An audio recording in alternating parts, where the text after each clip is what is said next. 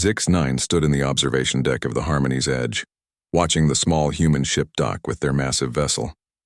His scales rippled with distaste as he saw the crude metal hull and the primitive design. The humans had only joined the Galactic Alliance 6 months ago, and now they wanted to fight alongside seasoned warriors against the Void Swarm. Foolish, Zix-9 muttered, making notes on his datapad. As a HFY warrior scholar, he had fought in 12 major campaigns across the galaxy. His people were known for their strength, their honor, and their tactical brilliance. These humans were soft pink creatures who had barely learned to travel between stars. Commander Veltar, the insectoid hive queen leading the Alliance fleet, clicked her mandibles nervously. The humans insisted on joining this mission, she said. Their planet is far from the swarm's path, but they volunteered anyway. Why would they do such a thing? Zix-9 asked. His yellow eyes watched human soldiers exit their ship through the docking tube. They looked so small and weak compared to his own 7-foot frame and armored hide. They claim it's the right thing to do, Veltar replied. Zix-9 wrote this down. The concept seemed strange to him. The HFY fought to protect their territory and honor their ancestors. These humans fought for strangers they had never met, on worlds they would never see. Captain Jake Morrison was the first human to enter the Alliance ship. He was average height for his species, with brown hair and steady blue eyes. He wore a simple uniform that looked cheap compared to HFY battle armor. When he saluted Commander Veltar, his movements seemed clumsy. Captain Morrison reporting for duty, Jake said. His voice was calm.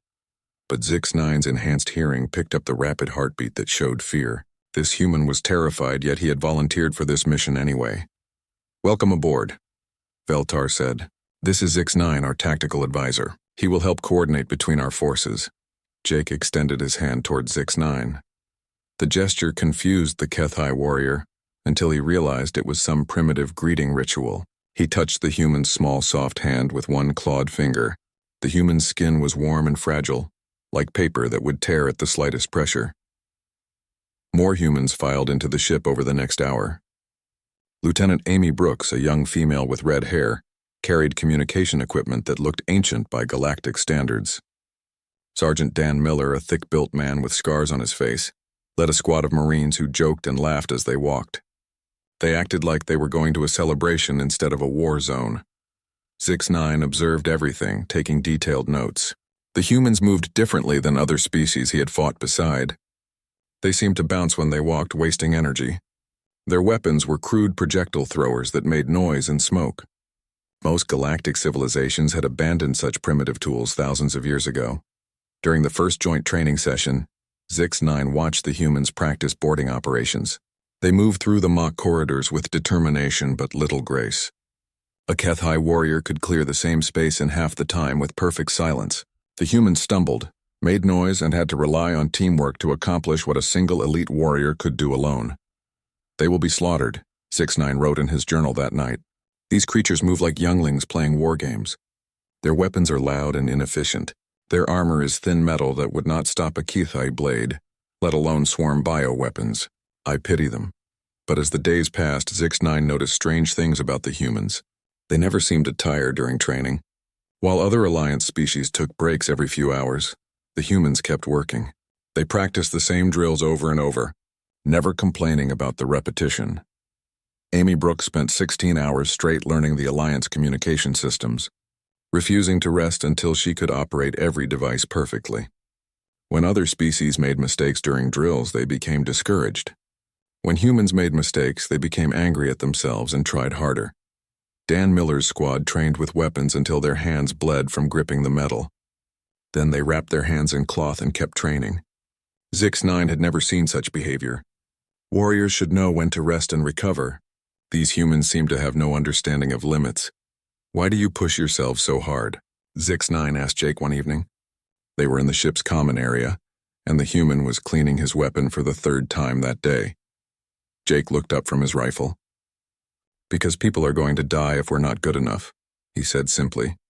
The swarm doesn't care that we're new to this. They'll kill us just as dead as anyone else. But you are not experienced warriors, Zix-9 pointed out. You should leave this fight to those better equipped. Something changed in Jake's expression. His eyes became hard, and Zix-9 suddenly felt like he was looking at a predator instead of prey. We might be new to space, Jake said quietly, but we're not new to fighting. Every human carries the genes of survivors. Our ancestors fought saber-toothed tigers with sharpened sticks. They crossed frozen wastelands and burning deserts to build new homes. They never gave up no matter how bad things got. Your ancestors sound very fierce, Zix9 said diplomatically. They had to be, Jake replied. On our world, everything wants to kill you. The weather, the animals, the plants, even tiny bacteria that you can't see. We learned to fight everything or we died out. He went back to cleaning his weapon. The swarm might be scary to species that evolved on safe worlds. To us, they're just another thing trying to kill us. That night, Zix9 wrote a different entry in his journal. The humans speak of their world as if it were a battlefield. They describe creatures and conditions that would challenge even HFY warriors. Perhaps they are not as soft as they appear, but they are still untested against the swarm. Tomorrow we reach the combat zone. Then we will see what they are truly made of. As the ship traveled through hyperspace toward their destination, Zix9 watched the humans prepare. They checked their equipment obsessively. They went over battle plans until they could recite them perfectly. They wrote messages to loved ones back home, sealing them in case they did not return. But what struck Zix9 most was their calm acceptance of death. They spoke about the possibility of dying as easily as they discussed the weather. Other Alliance species showed fear or tried to deny the danger. The humans simply prepared for it. The Harmony's edge dropped out of hyperspace near Kepler 442, where the void swarm had begun consuming the fourth planet. Through the observation windows, they could see the massive bioships feeding on the dying world like parasites. The sight made even veteran warriors step back in horror. Jake Morrison stood beside Zix9 watching the destruction. The human's heart rate had increased and sweat beaded on his forehead. He was afraid just like everyone else, but he did not move away from the window. First time seeing them? Jake asked. No, Zix9 replied. I have fought the swarm before. They destroyed 3 worlds in my home system. Then you know what we're up against, Jake said. He checked his rifle one more time. Time to see if all that training was worth anything. As the Alliance fleet prepared for battle, Zix9 realized he was about to learn something important about these strange creatures called humans. He just had no idea how much it would change everything he thought he knew about war. The first wave of swarm bioships moved like living nightmares through space. Their hulls pulsed with organic rhythms, covered in thousands of eyes that tracked every movement of the Alliance fleet. Zix9 had fought these creatures before, but the sight still made his scales crawl with instinctive fear.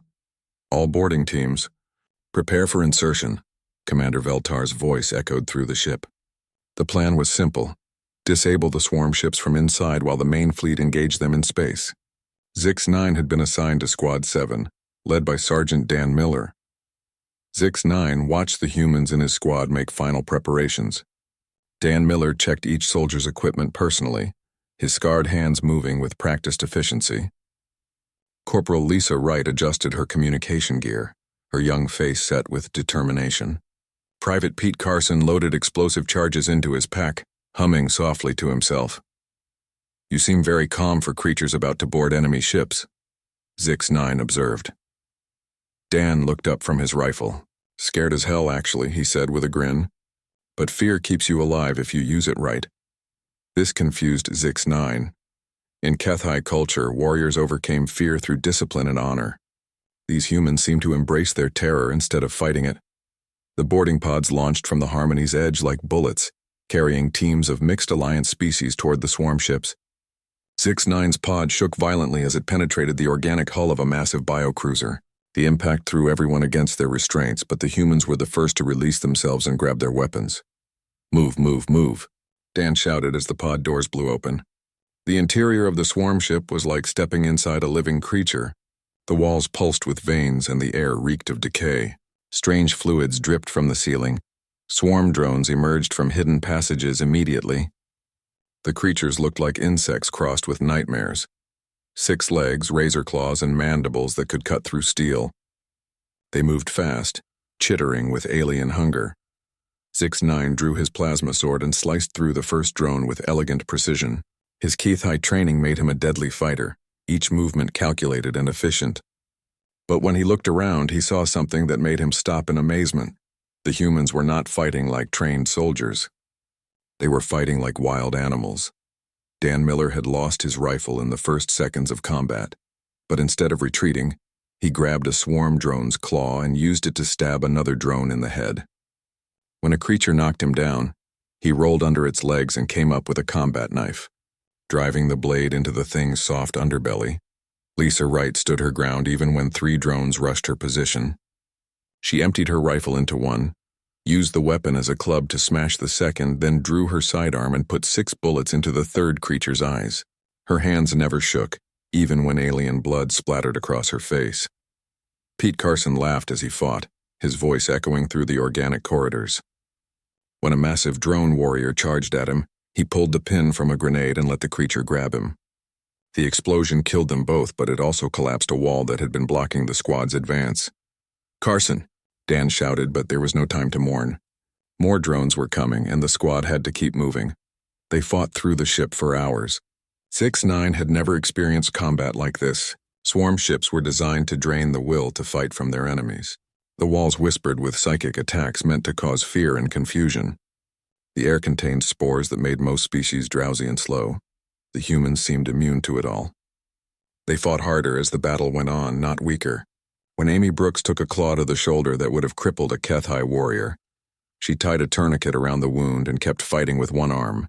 When Jake Morrison's helmet cracked and the toxic air started affecting him, he held his breath and kept advancing until they reached a sealed section. But it was Dan Miller who showed 6-9 something that would haunt him forever. They had reached the ship's power core when a massive swarm Guardian blocked their path.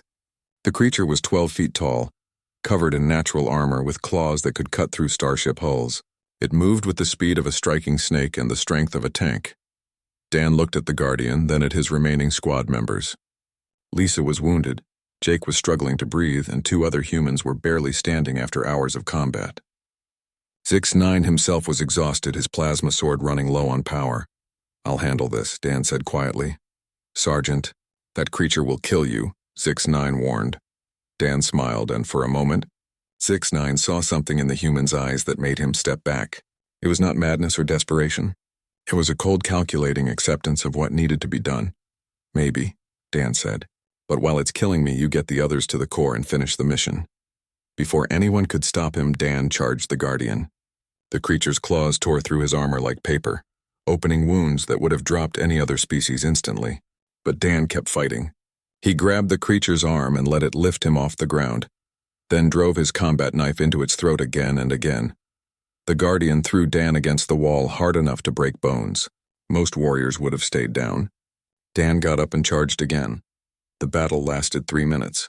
When it ended, both Dan and the Guardian were dead, but the path to the power core was clear. As his squad mates ran past his body, Dan used his last breath to activate a remote detonator that collapsed the corridor behind them, sealing off reinforcements. 6-9 stared at the dead human in shock. Dan Miller had fought a creature that could have killed 5 HFY warriors. He had no chance of victory, but he had fought anyway, not for glory or honor, but simply because his friends needed time to complete their mission. "We have to go," Lisa said, her voice steady despite the tears on her face. "Dan bought us this chance." They reached the power core and planted their explosives. As they ran for the extraction point, 6-9 found himself thinking about what he had witnessed. The humans had fought for 72 hours without rest.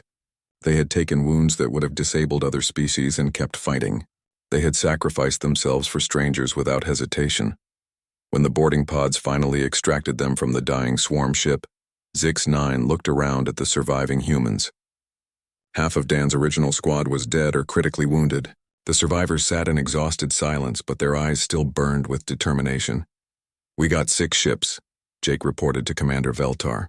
"Lost 18 people." "Acceptable losses," Veltar replied, which made 6-9's scales bristle with anger.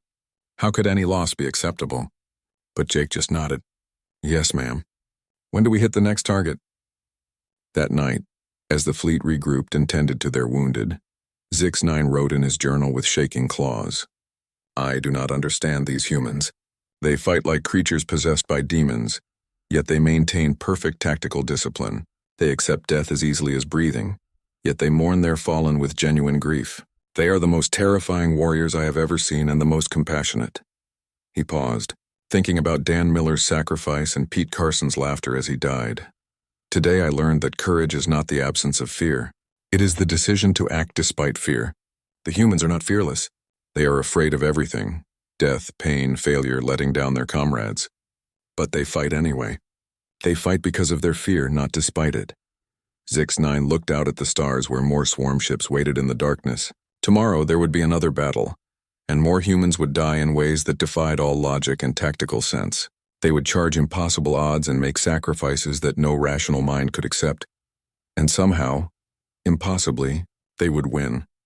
I am beginning to suspect, Zix-9 wrote as his final entry that night, that we Alliance species have been approaching warfare entirely wrong. We fight to minimize our losses and preserve our forces. The humans fight to achieve victory regardless of cost. Perhaps this is why they volunteer for missions that don't even threaten their world. They understand something about war that the rest of us have never learned. Outside his window, the human ships moved into formation for the next assault, their crude hulls scarred with battle damage but still flying, still fighting, still refusing to surrender no matter what the universe threw at them. For the first time in his military career, Zix-9 felt something he had never experienced before when looking at another species. He felt afraid of what they might be capable of. Zix-9 lay in the medical bay of the Harmony's edge, his left arm wrapped in bioregeneration bandages. The swarm warrior's claws had cut deep, nearly severing the limb completely. By all rights, he should have bled out in that corridor. But Jake Morrison had carried him to safety, taking 3 direct hits from swarm bioweapons in the process. The human captain was in the bed next to him, unconscious and connected to life support machines. His chest rose and fell slowly, each breath of victory against the toxins eating away at his organs. The medical staff had given him a 30% chance of survival. He could have evacuated with the rest of his team, Dr. Kevin Hayes said as he checked Zix-9's bandages. The human doctor was a thin man with graying hair and tired eyes. The extraction pods were launching. He had clear orders to fall back. Why did he stay? Zix-9 asked, though he suspected he already knew the answer. Because you were trapped, Dr. Hayes said simply. Jake couldn't carry you and fight at the same time, but he couldn't leave you there either. So he made a choice. Zix-9 stared at the unconscious human. In HFY culture, warriors were expected to die with honor rather than burden their comrades. The idea of risking multiple lives to save one went against everything he had been taught about tactical thinking. Over the next few days, as his arm slowly healed, Zix-9 interviewed other human survivors. What he learned disturbed him in ways he could not fully understand. Major Rachel Stone, a special forces officer with cybernetic implants replacing her lost left leg, explained human military psychology to him. We're persistence hunters, she said during one of their conversations. Back on Earth, our ancestors would track prey for days, sometimes weeks, until the animal collapsed from exhaustion. Other predators give up when their first attack fails. We just keep coming. But you are not hunting animals now, Zix-9 pointed out. You are fighting a war against impossible odds. Rachel smiled, and the expression was somehow more frightening than comforting. Same principle applies. The swarm thinks they can break us by making the fight long and costly. They don't understand that humans get more dangerous the longer a fight goes on, not less. She showed him footage from the Battle of Proxima Station, recorded by security cameras before the facility fell. Zix-9 watched human defenders hold their positions even when their ammunition ran out. They fought with maintenance tools, kitchen knives, and their bare hands. When the swarm finally overran the station, not a single human had retreated. They could have escaped, Rachel explained. The evacuation ships were still launching. But the civilians needed more time to get away. How many survived? Zix-9 asked. None of the defenders made it out, Rachel said. But they saved 8,000 civilians. To us, that's a victory. Dr. Hayes provided the most disturbing information during Zix-9's psychological evaluation. Every species in the galaxy evolved as either apex predators or prey animals, the doctor explained. Apex predators like your HFY developed courage and tactical thinking. Prey species like the Veltari developed speed and herd cooperation. Humans are unique. How so? Zix-9 asked. We evolved as persistence predators on a world full of apex predators, Dr. Hayes said. We were never at the top of the food chain, but we were never at the bottom either. We learned to hunt things bigger and stronger than us by never giving up. At the same time, we were constantly being hunted by things that wanted to eat us. The doctor pulled up brain scans on his display. Look at this. This is a human brain under stress. See how the fear centers light up? Now watch what happens to the motor cortex and decision-making areas. 6-9 studied the scans in amazement. Instead of shutting down under fear like most species, human brains seem to accelerate. The fear made them faster, stronger, and more focused. Fear is a weapon to us, Dr. Hayes explained. It sharpens our senses, increases our strength, and makes us more alert. Other species try to overcome fear. We learn to use it. This is why you volunteer for suicide missions? 6-9 asked. We don't see them as suicide missions, Dr. Hayes said. We see them as very difficult missions that might require us to die. There's a difference. Pete Carson, the demolitions expert who had survived the boarding action, put it more simply. My grandfather fought in Earth's Third World War, he said while they shared a meal in the cafeteria. He used to say that humans have two settings, worried and dead. As long as we're worried, we keep fighting. What happens when the worry stops? 6-9 asked. Pete grinned. Then we get really dangerous. Calm humans are the scariest thing in the universe, because it means we've accepted that we're going to die, and we're just deciding how much damage to do on the way out. The fleet reached the Proxima Centauri system 3 days later.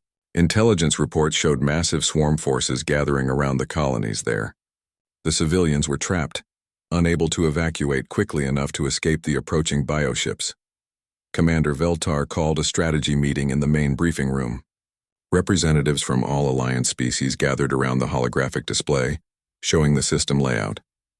The swarm forces outnumbered them 5-1, with more ships arriving every hour.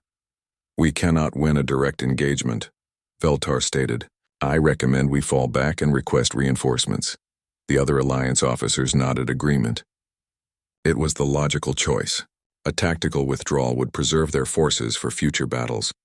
Jake Morrison, recently released from medical care and still moving carefully, stood up. With respect, Commander, we're not leaving those people. Captain Morrison, your courage is admirable, but we cannot sacrifice the entire fleet for one colony, Veltar replied. We're not sacrificing anything, Jake said. His voice was calm, but 6-9 could see the determination in his eyes. We're buying time for the evacuation ships. Hold the line long enough for the civilians to escape, then we withdraw. The casualties will be enormous, another officer protested. Yes, they will, Jake agreed, but that's the job. The meeting continued for 2 hours, with Alliance officers proposing alternative strategies and humans quietly refusing each one. Finally, Veltar made her decision. Very well, we will engage the swarm forces and attempt to delay them. All ships prepare for battle. The Battle of Proxima Station lasted 14 hours. 6-9 fought alongside human Marines as they held evacuation points against waves of swarm ground forces. He watched humans make choices that defied all military logic.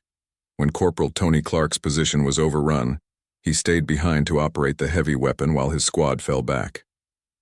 He killed 47 swarm warriors before they finally brought him down. When the main power grid failed, Specialist Nancy Webb volunteered to repair it manually, knowing the repair station was in the middle of a swarm landing zone. She restored power to the evacuation ships, then held her position until the creatures tore her apart.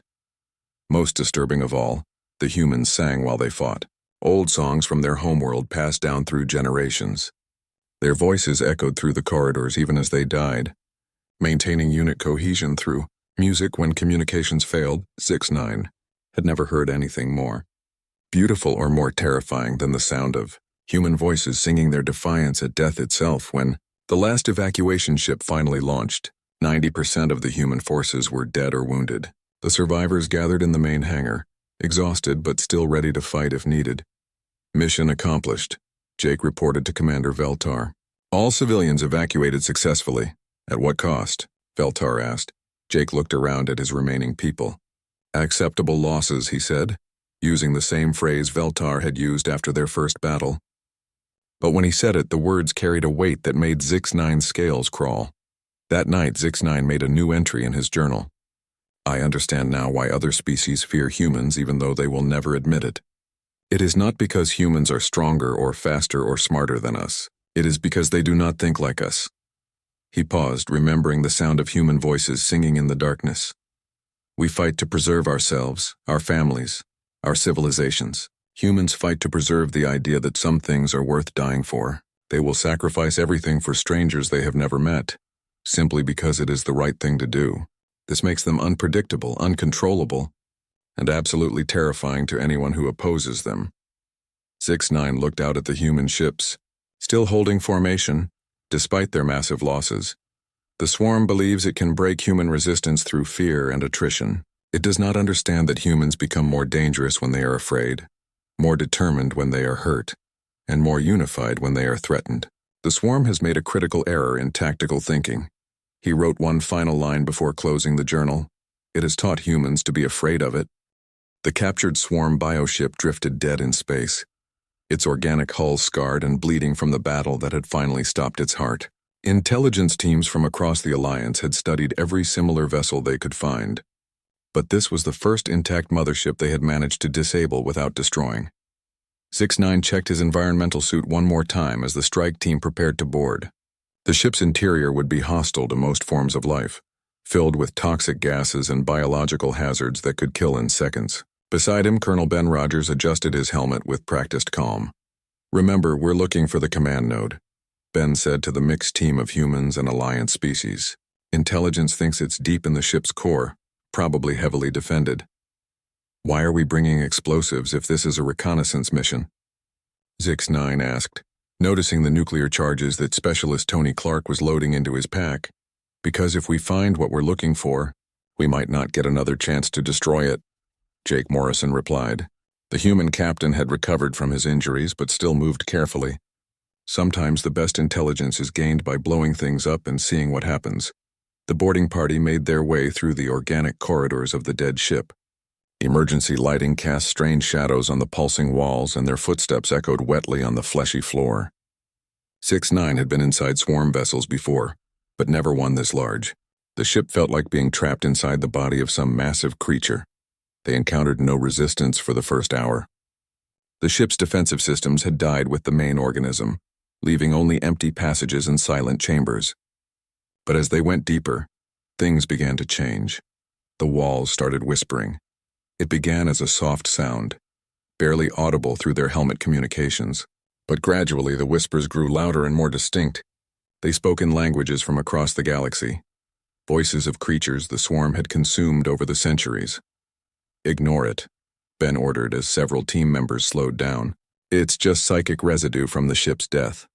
But 6-9 noticed that the humans were affected differently than the other Alliance species. Where the HFY and Veltari showed signs of fear and confusion, the humans became more alert and focused. The whispering voices that terrorized other species seemed to sharpen human concentration, instead of breaking it. They found the first corpse 2 levels down from the entry point. It was humanoid but wrong somehow, covered in chitinous plates that looked like swarm armor but felt different. When Dr. Hayes examined it with his scanner, his face went pale.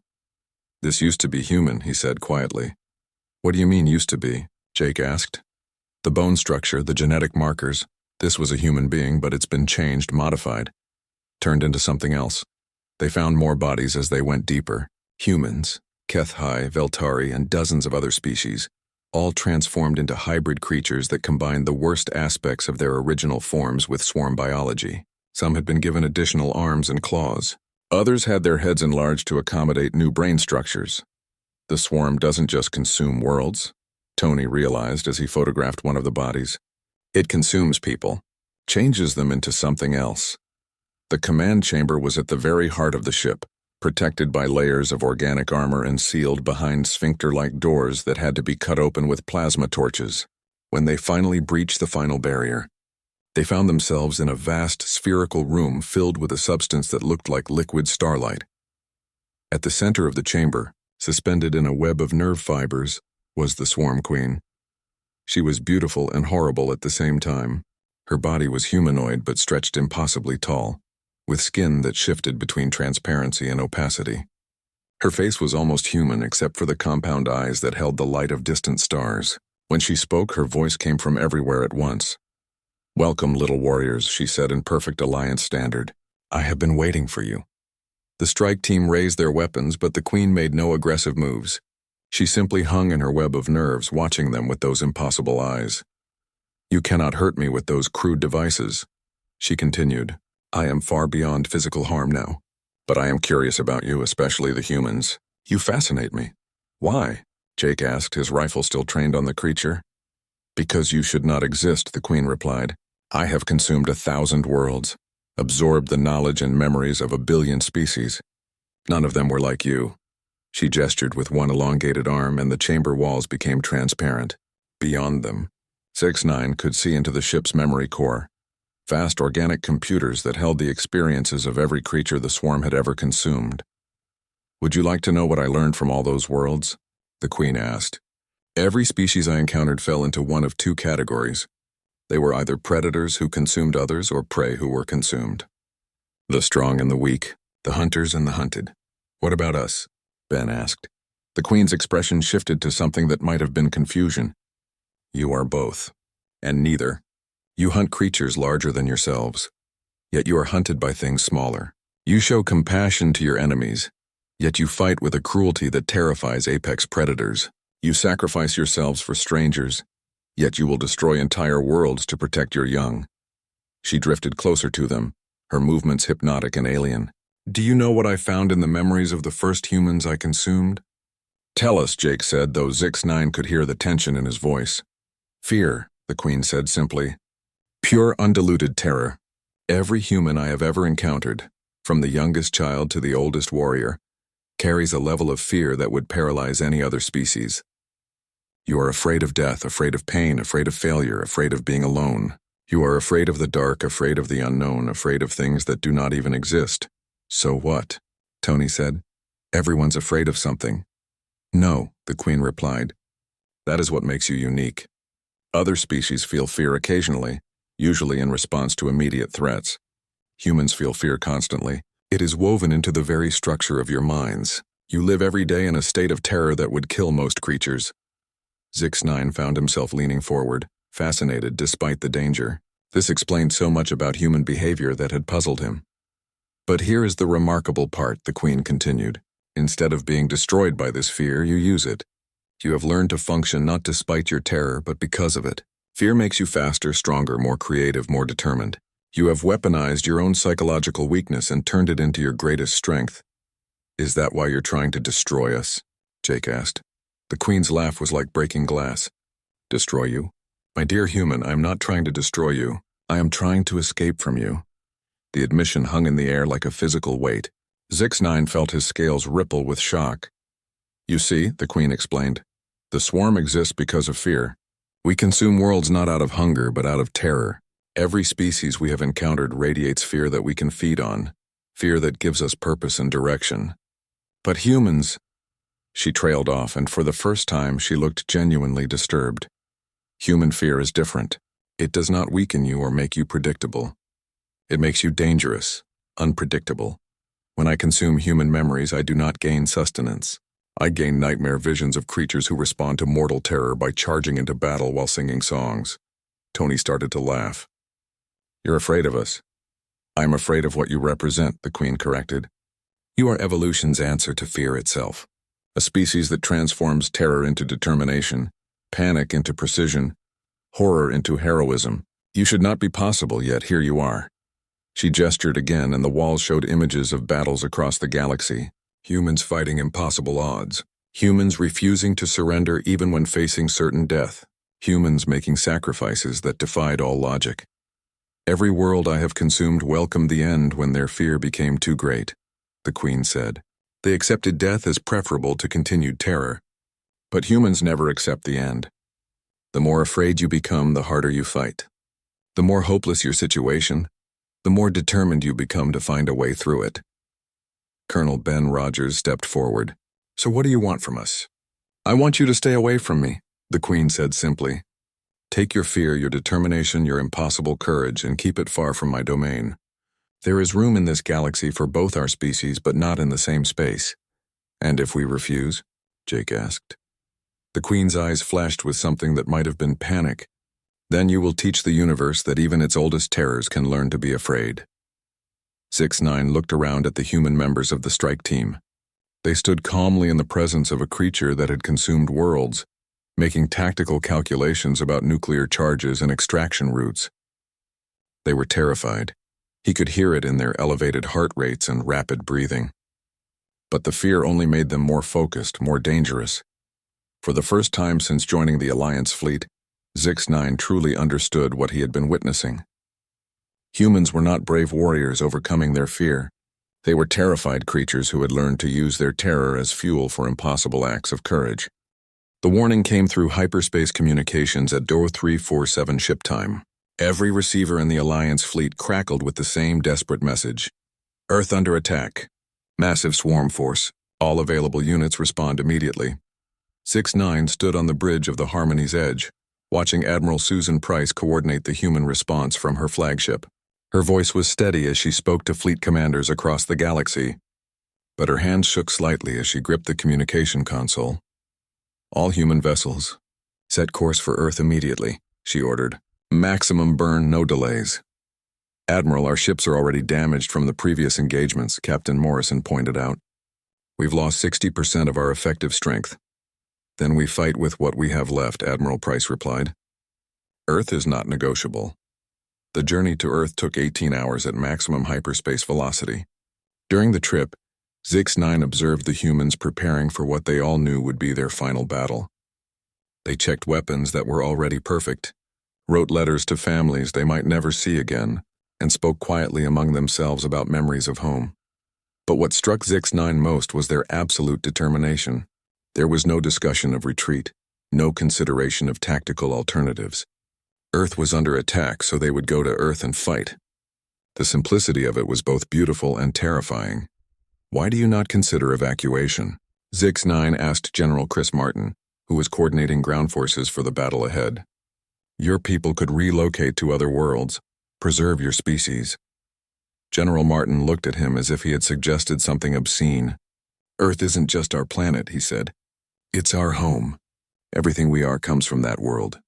Our fears, our courage, our stubborn refusal to give up, all of it was forged in Earth's gravity wells and weather patterns and predator-filled forests.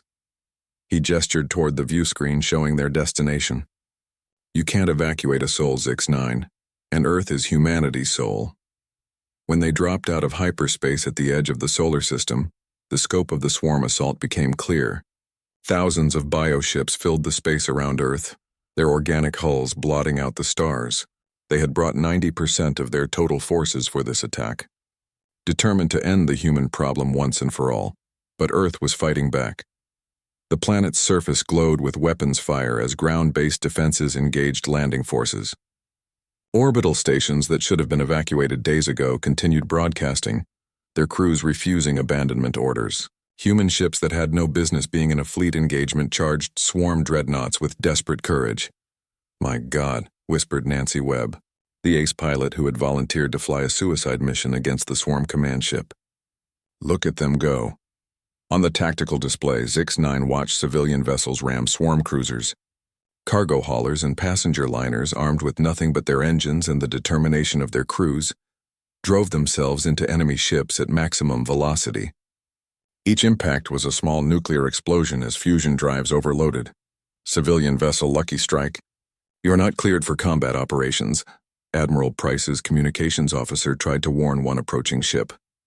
This is Captain Bob Turner of the Lucky Strike, came the reply. I've got 300 evacuees from the Mars colonies on board. These kids have never seen Earth, but they want to fight for her anyway. Request permission to make ramming run on swarm biocruiser. Granted, Admiral Price said without hesitation. Good hunting, Lucky Strike. The battle for Earth lasted 36 hours. 6-9 fought alongside human Marines as they defended Luna Base against swarm ground forces. He watched teenage volunteers hold positions that veteran soldiers from other species would have abandoned. He saw elderly civilians strap explosives to themselves and charge into enemy formations. But it was the children that affected him most profoundly. In the civilian shelters, human younglings too small to fight reloaded ammunition for the defenders above. They carried messages between positions when communications failed. They sang songs to keep morale up during the darkest moments of the battle. Children who should have been crying in terror instead organized themselves into support networks, caring for the wounded and maintaining equipment. Why are they not afraid? Zix-9 asked Dr. Hayes as they treated casualties in an underground medical station. Oh, they're terrified, Dr. Hayes replied. bandaging a 10-year-old girl who had been burned while carrying ammunition. Look at their vital signs. Heart rates through the roof, stress hormones at dangerous levels. They're more afraid than most adult warriors from other species. Then why do they continue to function? Dr. Hayes smiled sadly. Because fear is not their master. It's their fuel. Human children learn early that being afraid doesn't mean you stop doing what needs to be done. It means you do it faster. The turning point came when the Swarm Queen's personal command ship entered Earth's atmosphere, intent on landing in the middle of the largest human population center. The ship was massive, kilometers long, protected by shields that could deflect any weapon the humans possessed. That was when Zix-9 witnessed the most human response possible to an impossible situation. All civilian aircraft. "This is Earth Defense Command," came the broadcast on all frequencies. "We need volunteers for Operation Last Stand. Anyone with a functioning aircraft and a full fuel tank, please respond." Within minutes, thousands of civilian pilots answered the call. Passenger jets, cargo planes, private aircraft, even antique aircraft from museums. Anything that could fly joined the formation heading toward the Swarm command ship. "What are they doing?" Zix-9 asked Jake Morrison as they watched the display. "Something stupid, brave, and probably effective," Jake replied. "They're going to overwhelm the ship's defenses through sheer numbers. The civilian aircraft couldn't penetrate the command ship's shields, but they could distract its defensive systems. While thousands of planes swarmed around the massive vessel like angry insects, human military forces prepared their real attack.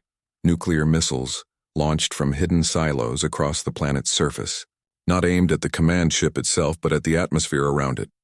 The detonations created an artificial aurora that interfered with swarm sensors and communications. In that brief window of confusion, Jake Morrison led a boarding assault directly into the command ship's core. Zix-9 went with him, along with 50 human volunteers and a handful of Alliance species who couldn't bear to miss humanity's final stand. They fought through corridors filled with swarm warriors, past chambers where captured humans were being converted into hybrid creatures, toward the heart of the ship where the Queen waited. They found her in the same type of spherical chamber they had encountered before, suspended in her web of nerve fibers.